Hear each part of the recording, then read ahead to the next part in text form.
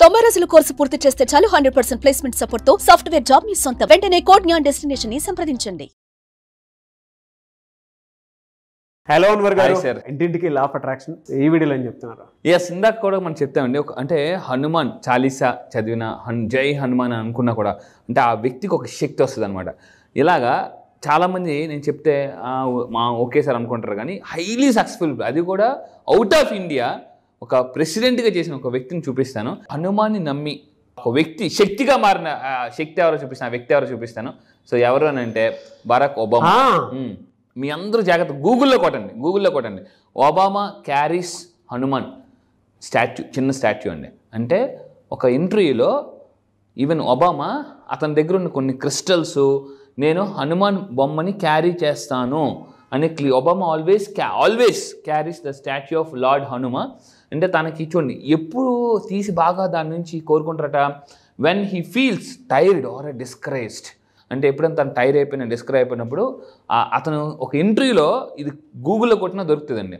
అంటే Obama carries Hanuman statue అని కొడితే తన ఇంటర్వ్యూలో ఒక అలా తీసి చూపించారు అనమాట.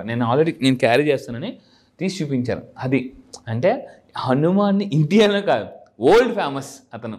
సో ఇంకొకటి ఏంటంటే గరిమ. ఇందాక మనం ఇక్కడ దాకా వచ్చాగమండి. గరిమ అంటే మరింత బరువుని, శక్తిని పెంచుకునే శక్తి. అంటే ఒక ఎంత అంటే ఇంచు కూడా అతన్ని కదల్చలేరు అనమాట సంకల్పం చేసుకుంటే. అయితే ఇక్కడ ఏంటంటే ఇప్పుడు నేను పార్ట్ 2లో ఏం చెప్తుంటే ఈసిత్వ అనే ఒక నేచర్ ఉంటుంది. అండ్ ఏంటంటే ఈ సిద్ధి సాయంతో వానర సైన్యాన్ని నైపుణ్యంగా నడిపించారు. మనకు అందరూ తెలుసండి, లంకకి దారి ఏర్పడినప్పుడు అంటే సంకల్పం చేసుకుంటే ఇక్కడ లా ఆఫ్ అట్రాక్షన్ ఎలా అందరూ జాగ్రత్తగా ఉంది. లా ఆఫ్ అట్రాక్షన్ ఎంత పవర్ఫుల్ అంటే మనకి అక్కడ లంకకి వెళ్ళడానికి దారి లేకపోతే జస్ట్ ఒక సంకల్పం చేసుకున్నారు ఎలా అయినా అక్కడ వెళ్ళాలని. వెంటనే యూనివర్స్ ఏం చేస్తుంది, మనకు ఒక దారి చూపిస్తుంది. అంటే ఆ రాళ్ళు వేయడం మొదలుపెట్టారు అందరూ కూడా. అంటే ఇప్పుడు ఎలా వెళ్తామనంటే పవర్ఫుల్ మోటివేటర్ ఎవరైనా ఉన్నారని అంటే ఆంజనేయ ఎవరంటే పవర్ఫుల్ మోటివేటర్. ఇక్కడ మనం అందరం తెలుసుకోవాల్సిన విషయం ఏంటంటే ఆంజనేయుని శక్తి ఆంజనేయునికి తెలియనట్టు మన శక్తి మనకు తెలియదు.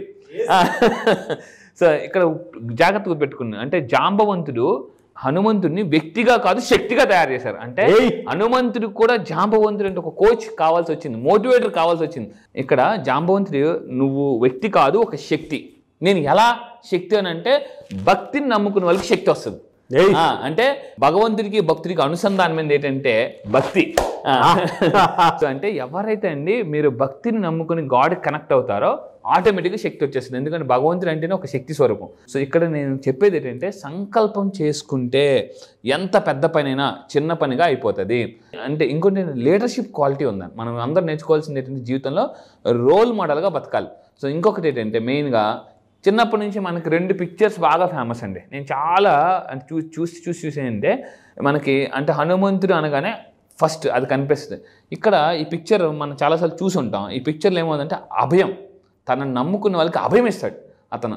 ఈవెన్ దాని గురించి రాముడితో కూడా, అందుకే రామాంజనేయ యుద్ధం అని మనకు సినిమా కూడా వచ్చింది అనమాట. అంటే రాముడు చేతిలో చనిపోదాం అనుకున్నప్పుడు అందరూ ఎవరిని ఆశ్రయిస్తే రాముడు బాణం నుంచి బయటపడచ్చు అంటే అందరూ ఏం చెప్తారంటే హనుమంతుడు మాత్రమే నిన్ను కాపాడగలడు అనేసి. అంటే ఇక్కడ చూస్తే రాముడు అంటే అపారమైన భక్తి, కానీ అతను ఇచ్చిన మాటకి కట్టుబడి రాముడితో కూడా యుద్ధానికి వెళ్ళారు హనుమంతులు. అంటే ఇక్కడ ఏంటంటే తనని నమ్మిన వాళ్ళకి అభయం ఇస్తారు. మీరు కూడా ఏంటంటే ఎవరికైతే అభయం ఇస్తారో ఆ మాటకి మీరు కంపల్సరీ కట్టుబడి ఉండాలండి.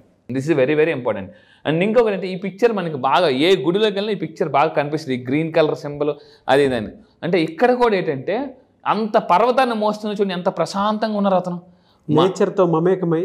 ఎగ్జాక్ట్లీ ఈ పిక్చర్ మనకి బాగా మీరు ఈ పిక్చర్ని బాగా జూమ్ చేసి చూడండి. ఏ గుడిలోకి వెళ్ళినా ఎక్కడికి వెళ్ళినా కూడా ఎక్కువ కనిపించి ఈ 2 పిక్చర్సే కనిపిస్తాయండి. మా ఇల్లు గుర్తొస్తుంది సార్.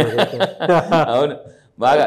ఏ రామాలయం టెంపుల్కి వెళ్ళినా ఖచ్చితంగా ఫస్ట్ ఈ 2 ఫొటోస్ ఉంటాయి, ఈ కలర్ గ్రీన్ కలర్. అది ఆ పిక్చర్ ఏమంటే మీకు ఎవరైతే అభయం ఇచ్చినా వాళ్ళు మీరు మర్చిపోకూడదు. ఇంకొకటి మీరు ఎవరికైనా అభయం ఇస్తే వాళ్ళకి ఖచ్చితంగా మాటకి ఉన్నారు. కొంతమంది ఒక పాయింట్ మీరు గుర్తుపెట్టుకోండి, పొర్రపాటును కూడా ఎవరికి మాట ఇవ్వకూడదు, ఇస్తే దానికి కట్టుబడి ఉండాలి. మాట ఇచ్చే ముందు సో ఆ సినిమాలో ఉంటుంది, మా అదుపు మాట పొదుపు, అదుపు మాట పొదుపు. మాట కూడా చాలా పొదుపుగా వాడాలి, అదుపుగా వాడాలి. సో ఇది 2 గుర్తుపెట్టుకోవాలి, అదుపుగా వాడాలి, పొదుపుగా వాడాలి మాట. సో ఇక్కడ ఈ పిక్చర్ చూపిస్తుంటే అంత పర్వతాన్ని మోస్తున్నా కూడా ఎంత ప్రశాంతంగా ఉన్నారో చూడండి. అంటే మనకు కూడా ఎన్ని కష్టాలు ఉన్నా కూడా భగవద్గీత స్థితప్రజ్ఞత ఉన్నట్టుగా అలా ప్రశాంతంగా ఉంటే జీవితం అలా వెళ్ళిపోతుందండి. సో ఇంకొకటి ఏంటంటే ఇంకా ఏం శక్తులు, హడి విద్య. హడి విద్య అంటే ఆకలి దప్పికలు లేకుండా చాలా రోజులు అతను ఉండగలరు. మనం కూడా అండి అంటే హిమాలయాలు ఇప్పుడు చాలామంది ఋషులు మహర్షులు ఏంటంటే శ్వాసమే కూడా కొన్ని సంవత్సరాలు బతికేస్తుంటారు. సో మనం మెయిన్గా నమ్మాల్సింది ఏంటంటే నేను లక్ష్యం వైపు ఎప్పుడైతే ఫోకస్ పెడతామో ఆటోమేటిక్గా కొంతమంది అందుకే వర్క్ బిజీలు కొంతమంది పడిపోయి అంటే అన్నీ మర్చిపోతుంటూ ఉంటారు. అంటే వాళ్ళంటి వాళ్ళు యూనివర్స్ కూడా సపోర్ట్ చేస్తుంటుంది అనమాట. కొంతమంది ఎలా ఉంటుంది అంటే గంట వర్క్ చేస్తే 2 గంటలు రెస్ట్ తీసుకుంటారు, గంట వర్క్ 2 గంటలు రెస్ట్. సో ఇది కాకుండా లగిమ అనే శక్తి ఉంటుంది ఆంజనేయ. లగిమ అంటే ఏంటి? అత్యంత తేలిగ్గా దూదిగా మారిపోయే శక్తి అనమాట. దీన్ని లగిమ అని అంటారు. అంటే ఎప్పుడు వస్తుందట? ఇక్కడ మీరు ఆంజనేయుడు చూస్తే చూడండి, ధ్యానం. మన మనసు కూడా, నేను అందుకే క్లాస్లో మార్నింగ్ మ్యూజిక్ ప్లే చేస్తానండి. చాలా అద్భుతమైన మ్యూజిక్, అది చాలా రీసెర్చ్ చేసి మ్యూజిక్ ప్లే చేస్తాను. మీరు కానీ నా క్లాసెస్కి వస్తే ఆ మ్యూజిక్ వింటే ఎలా మైండ్ ఎక్కడ అంటే బాడీ ప్రెజెంట్, మైండ్ ఆబ్సెంట్ ఉంటుందండి. ఆ లఘిమ ఆంజనేయ స్వామి ఫోటో ఏ విధంగా అయితే మనకు కనిపిస్తుందో ఆ ఆసనంలోకి మనం తెలియకుండానే వెళ్ళిపోయినంత విశాలంగా ఉంటుందన్నమాట. అంటే అంత కామ్ అండ్ పీస్ దాంట్లోకి వెళ్ళిపోతూ ఉంటాము. ఇప్పుడు ఆ ఆసనం మనకు కనిపిస్తుంది కదా, అట్లా అన్వర్ గారి క్లాస్లో అయితే అది మాత్రం నిజం. ఎందుకంటే మెడిటేషన్లో కూర్చుని మ్యూజిక్ ప్లే చేసిన, చాంటింగ్ చేసిన అందరూ జాగ్రత్తగా ఉండండి. మెడిటేషన్లో కూర్చుని కామ్గా కూర్చోకూడదండి. ఎందుకంటే మెడిటేషన్ కూర్చొని కామ్గా ఉంటే ఏమవుతుందంటే మైండ్ ఎక్కడెక్కడికి వెళ్ళిపోతుంటుంది, నిద్ర వచ్చేస్తుంటుంది, కొంతమంది ఇలా ఇలా ఊగిపోతుంటూ ఉంటారు. ఇప్పుడు హనుమంతులు కూడా ఏం చేశారు? మెడిటేషన్లో కూర్చొని రామ్ రామ్ అని చాంటింగ్ చేశారండి. అంటే ఇక్కడ చాలామంది చేయాల్సిన పని అంటే మెడిటేషన్లో కూర్చొని చాంటింగ్ చేయాలి. ఇది చేయకుండా జీవితంలో హంటింగ్ చేస్తుంటారని చెప్పాను, మార్నింగ్ లేచింది పరిగెడుతుంటూ ఉంటారు. సో నేను మెడిటేషన్లో ఎటువంటి మంత్రాస్ చాంటింగ్ చేస్తే, మళ్ళీ ఎటువంటి మంత్రాస్ చాంటింగ్ చేస్తే మనీని మనం అట్రాక్ట్ చేయొచ్చు అని చెప్తాను అనమాట. సో ఇలా మనం చేస్తే మనసు ఇక్కడ చూడండి ఎలా అయితే అక్కడ తేలిక అయిపోయారో మన మనసు కూడా తేలిక అవుతుంది. మనసు తేలికప్పుడు ఏముందంటే మనకు సొల్యూషన్ దొరుకుతుంది. మా బరువైన, అందుకే నేను ఒక మాట అన్నాను, లా ఆఫ్ అట్రాక్షన్. సంఘర్షణ ఉన్నప్పుడు ఆకర్షణ జరగదండి. సంఘర్షణ ఉన్నప్పుడు ఆకర్షణ జరగదు. మైండ్లో ఎప్పుడైతే సంఘర్షణ జరుగుతుందో దానికి అప్పుడు మనకు ఆకర్షణ జరగదు. లా ఆఫ్ అట్రాక్షన్ మీ అందరూ గుర్తుపెట్టుకోవాల్సిన విషయం, సంఘర్షణ ఉన్నప్పుడు ఆకర్షణ జరగదు. ఫర్ ఎగ్జాంపుల్ మనం ఒక నది దగ్గరికి వెళ్ళాం, నదిలో రాయేసినప్పుడు మన ఇమేజ్ చూసాం అనుకోండి, కనిపిస్తుందా? కనిపించదు. అంటే ఆ నది ఎప్పుడైతే ప్రశాంతంగా ఉంటుందో మన ఇమేజ్ మనకి క్లారిటీగా కనిపిస్తుంది. మనకు కూడా సొల్యూషన్ ఎప్పుడు కనిపిస్తుంది అంటే మన మనసు ప్రశాంతంగా ఉన్నప్పుడే సొల్యూషన్ కనిపిస్తుంది. దానికే సొల్యూషన్ ఏంటంటే ధ్యానం అనమాట. సో అది.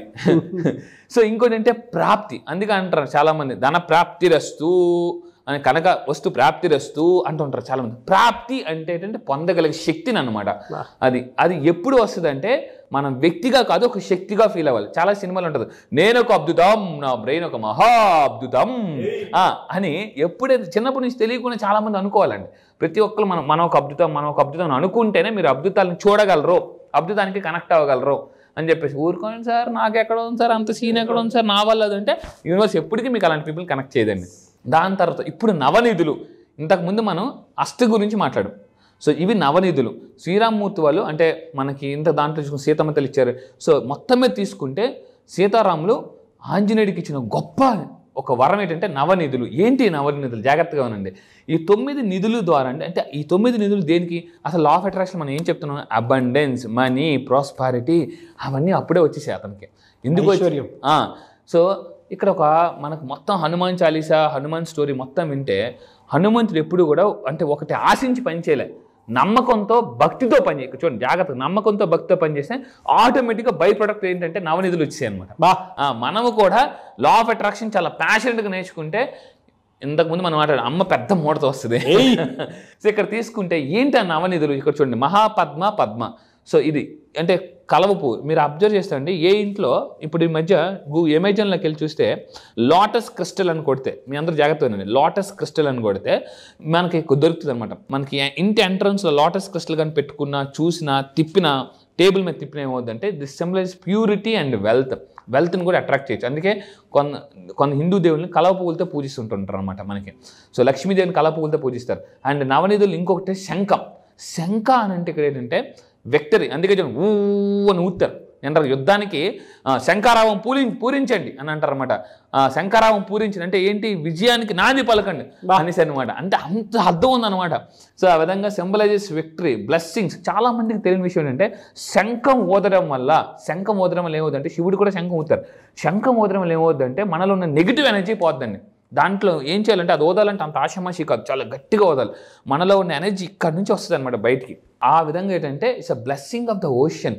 అదొకటి ఇచ్చారు ఎవరికి, హనుమంతుల వారికి. నెక్స్ట్ మకర అంటే మొసలి రూపంలో ఉన్న నిధి. ఇప్పుడు అందరూ చూడండి, చాలామంది తాబేలు ఉంగరం పెట్టుకుంటున్నారు, ఇంట్లో తాబేలు క్రిస్టల్ పెట్టుకుంటున్నారు. ఏదైనా షాపింగ్ మాల్స్కి వెళ్ళినా, బట్టల షాప్కి వెళ్ళినా కంపల్సరీగా అక్కడ తాబేలు ఉంటుంది అనమాట. తాబేలు ఈజ్ అ సింబల్ ఫర్ ఏంటనంటే నిధి, స్టెబిలిటీ. అంటే చాలామందికి ఇన్కమ్ ఒక నెల అమీరు, ఇంకో నెల గరీబ్ అండి. ఒక నెల అమీర్ లాగా వస్తుంది, ఇంకో నెల గరీబ్ లాగా వస్తుంది. అంటే కొంతమంది బిజినెస్లు చేస్తుంటారు, వాళ్ళకి ఎలా ఉంటుందంటే ఒక వరాసుకు వస్తే డబ్బు వస్తుంది, ఇంకో 2-3 నెలలు ఏట్రా బాబు అలా ఫ్రస్ట్రేషన్కి వెళ్ళిపోతారు అనమాట. అప్పుడు మనం ఇలా ప్రాక్టీస్ చేయాల్సి ఉంటుంది. అంటే అందుకే చాలామంది నేను అబ్జర్వ్ చేస్తుంటాను, చూడండి మీరు అబ్జర్వ్ చేస్తే తాబేలు పెట్టుకుంటారు, తాబేలు ఉంగరం పెట్టుకుంటారు, కొంత సింబల్స్ ఉంటుంటాయి. అంటే స్టెబిలిటీ, ఇన్కమ్ స్టెబిలిటీగా రావాలి అంటే అందుకే చాలామంది తాబేలు ఉంగరం పెట్టుకుంటారు. ఇది యాక్చువల్లీ అనమాట నవనీతి. అంటే ఇది ఆల్రెడీ అప్పుడే మనకి హనుమంతుల వారికి ఇచ్చేసారు నవని. నెక్స్ట్ దీన్ని కచ్చప్ప అంటారు. నెక్స్ట్ ఇంకొకటి ఇక్కడ చూడండి, అది చూస్తేనే అసలు మనకి ఎటువంటి ఫీలింగ్ వస్తుంది. అలాంటివి ఆల్రెడీ హనుమంతుల వారి దగ్గర ఉన్నాయి. ముకుంద అంటే అర్థం ఏంటంటే prosperity and abundance. Next Mukunda and Kunda symbolize purity and beauty. అంటే హనుమంతుల వారిని దగ్గర నుండి చూస్తే అంటే భగవత్ స్వరూపం ఎంత ఒక వచ్చేసి అనమాట, ముఖ వచ్చేసి కానీ తేజస్సు కానీ ఉంటాయి వాళ్ళ దగ్గర. ఎందుకనంటే వాళ్ళు ఎప్పుడు ప్యూరిటీ ఆఫ్ మైండ్. చాలామంది ఎలా ఉంటారంటే లోన ఒక మాట బయట ఒక మాట. మీరు ఎప్పుడైతే ప్యూరిటీ ఆఫ్ మైండ్తో ఉంటారో ఆటోమేటిక్గా మీకు ప్యూరిటీ పీపుల్ కనెక్ట్ అవుతుంటారండి. అండ్ ఇంకొకటి అంటే నీల అంటే ఇక్కడ మీరు చూస్తే రాయాలిటీ. మీరు ఎప్పుడైనా మీరు అబ్జర్వ్ చేయండి, ఒకప్పుడు మహారాణులు ఇలాగ స్టెప్స్ తీసి వస్తుంటే వాళ్ళ వెనకాతలు పెద్ద ఇలాగ మెట్ల మీద నుంచి బ్లూ కలర్లో దిగుతుంది అన్నమాట. బ్లూ కలర్ వాళ్ళ పైన సింబల్ కూడా బ్లూ కలర్. బ్లూ ఎప్పుడైనా ఎవరైనా మీరు బ్లూ కార్ కొనుక్కున్న, బ్లూ డ్రెస్ చేసుకున్న, దాని అర్థం ఏంటంటే రాయాలిటీ. వాళ్ళ మైండ్ సెట్ ఎప్పుడు రాయాలిటీగా ఉండాలని చూస్తుంటుందండి. అండ్ స్పిరిచువల్ విజ్డమ్ ఉంటుంది వాళ్ళకి, చాలా స్పిరిచువల్ విజ్డమ్ ఉంటుంది. అంటే కర్వ అంటే హ్యూమిలిటీ అండ్ స్ట్రెంగ్త్. ఆంజనేయుడు మనకు తెలుసు, అది చాలా సినిమాలో వస్తుంది. ఒక గత్తో కొడితే దెబ్బకి ఒక కొన్ని వేల కిలోమీటర్ 100 కిలోమీటర్ వెళ్ళిపోతుంది. స్టెబిలిటీ. ఇన్ని శక్తులు ఇచ్చారండి జనరల్గా. ఎందుకు ఇచ్చారంటే మనకి నమ్మకస్తులకి జీవితంలో అన్నీ వస్తాయండి. నెక్స్ట్ ఇంకోటి కాడి విద్య అని అంటే ఋతువులు మారినా కూడా అతని మీద ప్రభావితం చేయవు. అందుకే అంటే అంత హిమాలయాల్లో అతి చలి మంచులు, మనకు తెలిసి హిమాలయాలు అంత గడ్డగడ్డ ఉంటాయి, అక్కడ ఉండగల శక్తి ఆంజనేయుడికి ఉందండి. అంటే ఇవన్నీ ఎందుకు వచ్చాయి అని అంటే సంకల్పం, తన మీద తన నమ్మకం. ఇవన్నీ ఎప్పుడు వచ్చాయంటే ఒక్క విషయం చెప్తాను, జాగ్రత్త గుర్తుపెట్టుకోండి.